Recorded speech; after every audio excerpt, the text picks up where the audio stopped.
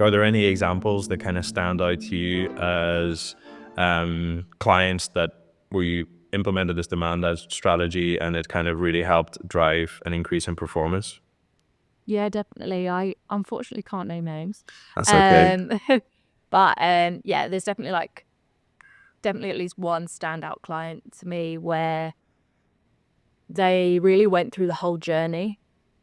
So, demand-led bidding, it definitely is a journey that you have to go on, and you have to take the business with you because you have to rely on other stakeholders. So first step is almost always get finance on board, because they're the ones that hold the purse strings ultimately. They have to be behind this plan, otherwise they're just going to turn the taps off. So they got the finance team on board. We upskilled where we needed to, and we really had those discussions so that everyone was bought in. Then I guess they also kind of looked at the forecasting side of things. So realistically, you're not going to have a business that will just be like, yeah, spend what you want. We don't need to know what that will be. That's never going to happen. So I wish it would be great if that was the case, but yeah, it's no one's reality. Yeah. There is always going to be that element, right, that you have to sort of say, we're expecting that we'll spend this much.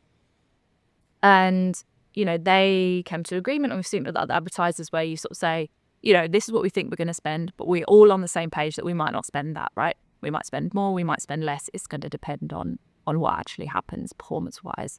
And, people will have agreements like, if we spend more than X% over what we forecast, that's when we have to go back to finance and get that signed off, for example.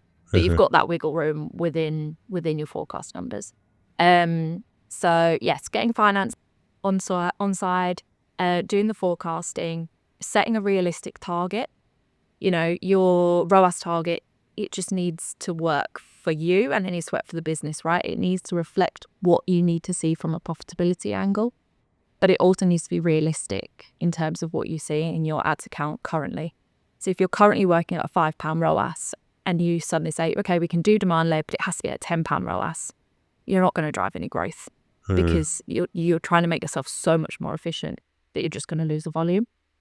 Equally, if the business needs a £5 ROAS to function, you can't set a £2 ROAS because, again, in a month's time, finance is going to be like, what the hell are you doing? So setting that target at an appropriate level, really, really important. And then the final part, which is sometimes the trickiest part, is like making peace with just not touching things as much as you might want to. Demand-led bidding is so reliant on bidding algorithms, bid strategies, and knee-jerk reactions is like your enemy here. So, ideally allowing a conversion cycle to pass before you make any changes. Doesn't always work like that. I'm 100% aware. And you do sometimes have those business situations where you have to make a change quickly. The budgets have to come down for some reason, or, you need to push because stores aren't doing well, something like that. And there are ways to do that without having too much of a negative impact. But I would say, yeah, they did it all really, really well. And last year we saw revenue more than double for them using that demand-led approach. And obviously we were doing many other things as well to improve their campaigns. But, it meant that we were agile, and we knew at any moment in time, given the efficiency constraints we needed to hit for the business, we weren't leaving anything on the table because we had this approach. And in a year where a lot of businesses didn't have a great time, the fact that we were able to more than double our revenue, I think, speaks volumes. Thanks for watching this clip from the Paid Media Lab. If you found it useful, you can get the full-length episode on the Lunio YouTube channel, where you can also subscribe to catch all our latest releases. And if you want free tools, reports, and guides to help you uplift the efficiency of your PPC campaigns, head to lunio.ai and click on the Resources tab in the navbar.